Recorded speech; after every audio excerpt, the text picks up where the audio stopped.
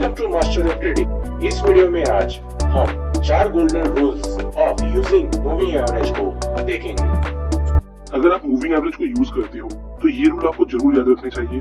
Number 1, avoid trading when price is far from moving average. मतलब अगर market trending है और इस समय प्राइस मूविंग एवरेज से दूर है तो हमें यहाँ ट्रेड को अवॉइड करना चाहिए। फॉर एग्जाम्पल, यहाँ देखिए मार्केट अप ट्रेंड में है और चार्ट पर 50 पीरियड मूविंग एवरेज अप्लाइड है और मार्केट इस मूविंग एवरेज को रिस्पेक्ट कर रहा है। ये हमने कैसे पता लगाया? तो सिंपली थ्रू दीज 2 पॉइंट्स, जहां पास्ट में प्राइस ने 2 बार इस मूविंग एवरेज के साथ रिएक्ट किया, तो हम ये बोल सकते हैं प्राइस इस मूविंग एवरेज को रिस्पेक्ट कर रहा है। नाउ अभी प्राइस इस मूविंग एवरेज से दूर है तो हमें यहाँ इम्पेशेंस नहीं होना है और यहाँ हमें बाई नहीं करना है। पर ऐसा क्यों?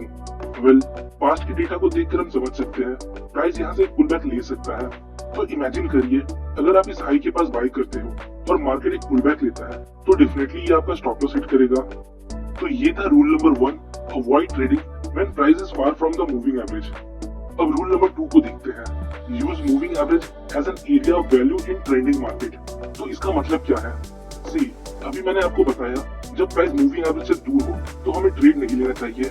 नाउ द क्वेश्चन इज हमें ट्रेड कब लेना है? तो हमें मूविंग एवरेज को एरिया ऑफ वैल्यू की तरह ट्रीट करना है और जब प्राइस मूविंग एवरेज के पास आएगा तो हम अदर कंफर्मेशन के साथ ट्रेड ले सकते हैं। फॉर एग्जांपल, मार्केट यहाँ अप ट्रेंड में है। नेक्स्ट, अब हमें देखना है प्राइस किस मूविंग एवरेज को रिस्पेक्ट कर रहा है। फॉर दिस एग्जांपल, प्राइस यहाँ 50 पीरियड मूविंग एवरेज को रिस्पेक्ट कर रहा है। ये हमने इन 2 पॉइंट्स के हेल्प से आइडेंटिफाई किया। अगर प्राइस किसी पर्टिकुलर मूविंग एवरेज को 2 बार टेस्ट करता है, इसका मतलब प्राइस उस मूविंग एवरेज को रिस्पेक्ट कर रहा है और हम पास्ट के डेटा को देखकर ये बोल सकते हैं फ्यूचर में जब प्राइस इस मूविंग एवरेज को अप्रोच करेगा तो वापस यहाँ से बाउंस कर जाएगा। तो जब 2 टेस्ट के बाद अगेन मार्केट मूविंग एवरेज को अप्रोच करता है तो यहाँ हम बाइंग अपॉर्चुनिटीज को फाइंड करेंगे। ये हमारा एरिया ऑफ वैल्यू कहलाएगा ट्रेंडिंग मार्केट के दौरान और इस एरिया ऑफ वैल्यू में हम कैंडलस्टिक का कंफर्मेशन लेकर ट्रेड ले सकते हैं, लाइक कोई bullish long wick candle. Now अब रूल नंबर 3 देखते हैं, जो है there is no best moving average. बहुत से लोग कमेंट में पूछते हैं कौन सा मूविंग एवरेज बेस्ट है, but reality is there is no best moving average. आइए इसे हम एग्जांपल के हेल्प से समझते हैं।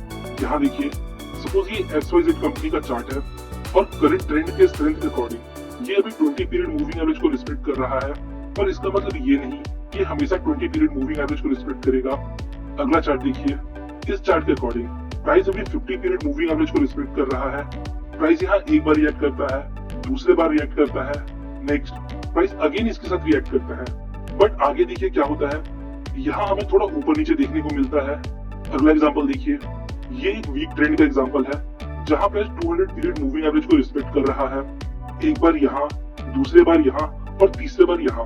सो मेरे कहने का मतलब यही है, there is no best moving average. According to strength of trend हमें मूविंग एवरेज को अप्लाई करना होता है। फॉर एग्जांपल, अगर ट्रेंड स्ट्रॉन्ग है, स्ट्रॉन्ग ट्रेंड का मतलब अगर ट्रेंडिंग मार्केट के दौरान पुल बैक बहुत छोटा है, इसका मतलब ट्रेंड स्ट्रॉन्ग है, तो यहाँ हम 20 पीरियड मूविंग एवरेज का यूज कर सकते हैं। और अगर ट्रेंड हेल्दी है, मतलब जहाँ ट्रेंड के दौरान हमें डिसेंट पुल बैक देखने को मिलता है, वहाँ हम 50 पीरियड मूविंग एवरेज को यूज कर सकते हैं। और अगर ट्रेंड वीक है, मतलब मार्केट बहुत डीप पुल बैक के साथ धीरे धीरे ऊपर या नीचे जा रहा है, तो हम यहाँ 200 मूविंग एवरेज का यूज कर सकते हैं।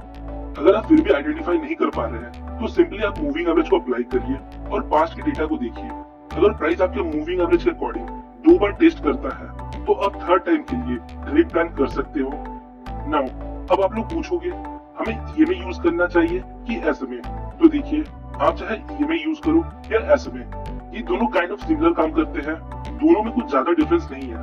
बहुत से ट्रेडर SMA के फैन होते हैं और बहुत से ट्रेडर EMA पर काम करते हैं, पर ये सभी लगभग सिमिलर काम करते हैं। Now rule number 4, avoid using moving average in range market. पर ऐसा क्यों? ये बिल्कुल सिंपल है। आपने नोटिस किया होगा जब भी मार्केट साइडवेज या रेंज में होता है तो मूविंग एवरेज हमें प्राइस के बीच कुछ इस प्रकार दिखाई देता है। यहाँ प्राइस मूविंग एवरेज के साथ रिएक्ट नहीं करता, तो कोई भी मूविंग एवरेज हो या इंडिकेटर हो, वो साइडवेज मार्केट में काम नहीं करता। तो ये थे मूविंग एवरेज के कुछ पॉइंट्स। सो आपको ये वीडियो अच्छा लगा तो चैनल को सब्सक्राइब, वीडियो को लाइक और शेयर करना मत भूलिएगा। Thank you.